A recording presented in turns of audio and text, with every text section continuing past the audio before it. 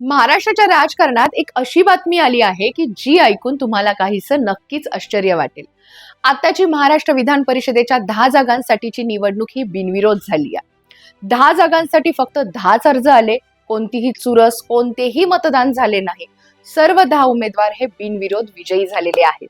पण या शांततेच्या मागे एक मोठी राजकीय कहाणी दडलेली आहे.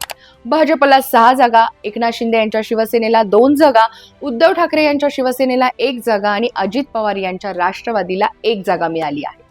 तर महाविकास आघाडीने या निवडणुकीच्या निकालानंतर सुटकेचा मोठा श्वास टाकला असल्याचं राजकीय वर्तुळामध्ये बोललं जात आहे. आणि का बोललं जात असावं असं? तर कारण आहे, जर प्रत्यक्ष ही निवडणूक लढली गेली असती तर महाविकास आघाडीमध्ये मोठा गोंधळ आणि फूट पडण्याची शक्यता होती. तर आज आपण या संपूर्ण प्रकरणाची सविस्तर पार्श्वभूमी, राजकीय गणित आणि भविष्यातील परिणाम याबद्दल चर्चा करणार आहोत. हा व्हिडिओ नक्कीच शेवटपर्यंत बघा, कारण ही फक्त एक बिनविरोध निवडणूक नाहीये, तर महाराष्ट्राच्या राजकारणातील एक मोठा चाणाक्ष खेळ आहे.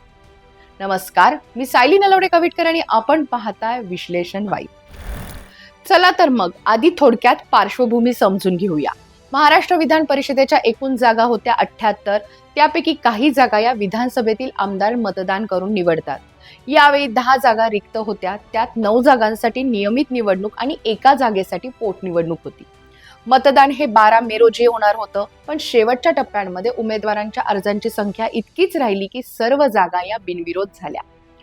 सध्याच्या विधानसभेतील संख्याबळ पाहता महायुतीच्या आमदारांची संख्या ही सुमारे 230च्या वर आहे, तर महाविकास आघाडीकडे फक्त 45 ते 50 आमदार आहेत. एका उमेदवाराला निवडून येण्यासाठी सुमारे 29 मतांची गरज असते. या गणितानुसार भाजपला 6, शिंदे गटाला 2 आणि अजित पवार गटाला 1 आणि महाविकास आघाडीला फक्त 1 जागा मिळणं हे अपेक्षित होतं आणि नेमकं तसंच झालं. आता मुख्य मुद्दा असा आहे की या बिनविरोध निवडणुकीमागे महाविकास आघाडीला मोठा दिलासा मिळालेला आहे. तर याचं महत्वाचं कारण म्हणजे जर प्रत्यक्ष ह्या निवडणुकीची लढाई झाली असती तर महाविकास आघाडीमध्ये मोठा गोंधळ निर्माण झाला असता. उद्धव ठाकरे यांच्या शिवसेनेला 1 जागा मिळाली आहे, जी सुरुवातीला उद्धव ठाकरे स्वतः ही निवडणूक लढण्याची चर्चा माध्यमांमध्ये होती. पण ऐनवेळी अंबादास दानवे यांना उमेदवारी देण्यात आली. पण जर उद्धव ठाकरे मैदानात उतरले असते तर परिस्थिती कदाचित वेगळी झाली असती. कदाचित भाजपने सगळा जोर लावून 7वा उमेदवार हा रिंगणामध्ये उतरवला असता आणि इथेच गेम ऑन झाला असता. पण अंबादास दानवे यांना महाविकास आघाडीत दिलजमाई करण्यात यश आल्याचं आता दिसतंय. पण याच एका जागेसाठीही महाविकास आघाडीला पुरेसं मत एकत्र येणं कठीण झालं असतं. त्यामुळे आंतरिक दोषारोप, क्रॉस वोटिंगची भीती आणि त्याचबरोबर ती सर्वात महत्वाचं म्हणजे सार्वजनिकरित्या आघाडीची एकता तुटल्याचं चित्र निर्माण झालं असतं. पण ही जी निवडणूक आहे ती बिनविरोध झाल्यामुळे हा सगळा संभाव्य गोंधळ हा झाकला गेला आहे. महाविकास आघाडीने यात सुटकेचा निश्वास टाकल्याचं देखील बोललं जात आहे. तर दुसरीकडे महायुतीनेही चाणक्ष खेळ खेळला आहे. भाजपने 6 जागांवरती आपली ताकद दाखवली आहे. शिंदे गटाला 2 जागा देऊन त्यांना समाधान दिले आणि अजित पवार यांच्या राष्ट्रवादीला 1 जागा देऊन आघाडीतील समन्वय हा कायम ठेवला.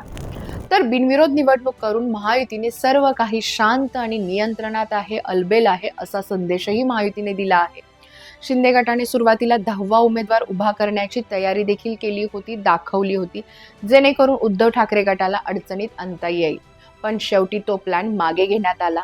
याचं एक असंही कारण बोललं जातंय की अंबादास दानवे यांचे देवेंद्र फडणवीस यांच्यासोबत असलेले मधुर संबंध आणि याच संबंधातून भाजपने अतिरिक्त उमेदवार हा रिंगणामध्ये उतरवला नसल्याची देखील चर्चा आहे. जर भाजपने किंवा महायुतीनं अतिरिक्त 11वा उमेदवार उतरवला असता तर ही निवडणूक ही पूर्णपणे वेगळ्या आणि तापलेल्या राजकीय लढाईमध्ये बदलली असती. त्याचे परिणाम हे अनेक स्तरांवरती दिसले नक्कीच असते. सर्वात आधी दिसला असता परिणाम तो म्हणजे बिनविरोध निवडणूक झालीच नसती. सरळ मतदान हे करावं लागलं असतं आणि प्रत्येक मताचं महत्त्व देखील वाढलं असतं. महायुतीकडे संख्याबळ असल्यामुळे अतिरिक्त उमेदवार जिंकण्याची शक्यता त्यांनी निर्माण केली असती, पण हे सोपं नव्हतं. कारण अतिरिक्त उमेदवार जिंकवण्यासाठी त्यांना स्वतःच्या मतांचं अचूक व्यवस्थापन आणि त्याचबरोबर ती काही प्रमाणामध्ये क्रॉस वोटिंग घडवून आणणं आवश्यक झालं असतं. इथेच महाविकास आघाडीवरती सर्वात मोठा दबाव आला असता. फक्त एका जागेसाठी त्यांना पूर्ण एकजूट दाखवावी लागली असते. काँग्रेस, उद्धव ठाकरे गट आणि शरद पवार गट यांच्यातील समन्वय हा कसोटीवर लागला असता. एखाद्या पक्षाने नाराजी व्यक्त केली असती किंवा काही आमदारांनी पक्षविरोधात मतदान केलं असतं तर ती फूट उघडपणे समोर आली असती. म्हणजेच आतापर्यंत दबलेले मतभेद हे लाईव्ह राजकारणात दिसले असते. तर दुसरीकडे महायुतीसाठी हा हाय रिस्क हाय रिवॉर्ड गेम ठरला असता. जर त्यांनी अतिरिक्त उमेदवार जिंकवला असता तर तो महाविकास आघाडीवरती मोठा मानसिक आणि राजकीय धक्का ठरला असता. आघाडी एकत्र नाही हा मेसेज राज्यभर नक्कीच गेला असता. पण जर हा प्रयत्न फसला असता तर त्या उलट महायुतीवरतीच प्रश्नचिन्ह निर्माण झालं नक्की असतं. इतक्या संख्याबळातही अतिरिक्त जागा जिंकवता आली नाही अशी टीका त्यांच्यावरती झाली असती. विशेष म्हणजे उद्धव ठाकरे स्वतः मैदानात उतरले असते तर हा संघर्ष आणखीन तीव्र झाला असता. ती लढत फक्त विधान परिषदेसाठी राहिली नसती तर ती प्रतिष्ठेची लढाई बनली असती.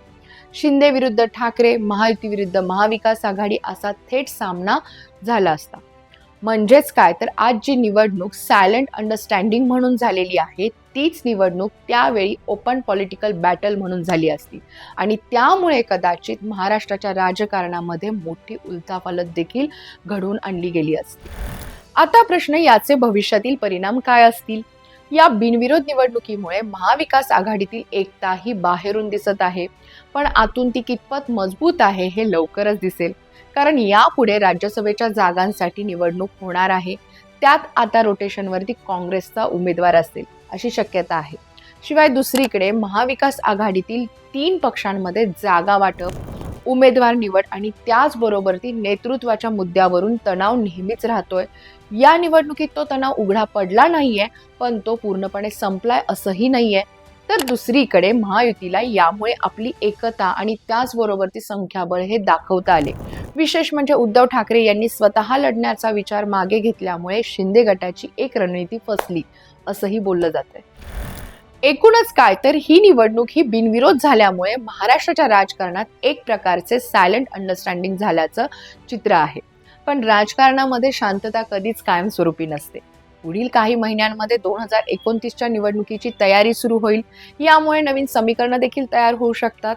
तर महाविकास आघाडीसाठी ही निवडणूक ही झाकली मूठ 1.25 लाखाची अशी स्थिती ठरली आहे. पण यामुळे त्यांची अंतर्गत कमकुवतता लपली आहे की खरोखरच एकता वाढली आहे हे वेळच सांगेल. मंडळी, तुम्हाला काय वाटतं? ही बिनविरोध निवडणूक ही महाविकास आघाडीला फायद्याची ठरली का की महायुतीने चांगला डाव खेळला? उद्धव ठाकरे हे स्वतः लढले असते तर चित्र कसं बदललं असतं? तुमची मतं ही कमेंट बॉक्समध्ये नक्की सांगा. व्हिडिओ आवडला असेल तर लाईक करा, शेअर करा आणि चॅनलला सबस्क्राईब करायला मात्र विसरू नका. बेल आयकॉन दाबा जेणेकरून पुढचे अपडेट्स तुम्हाला वेळेत मिळत राहतील. महाराष्ट्राच्या राजकारणातील अशा खोल विश्लेषणासाठी विश्लेषण वाईब नियमित पाहत राहा. धन्यवाद. जय महाराष्ट्र.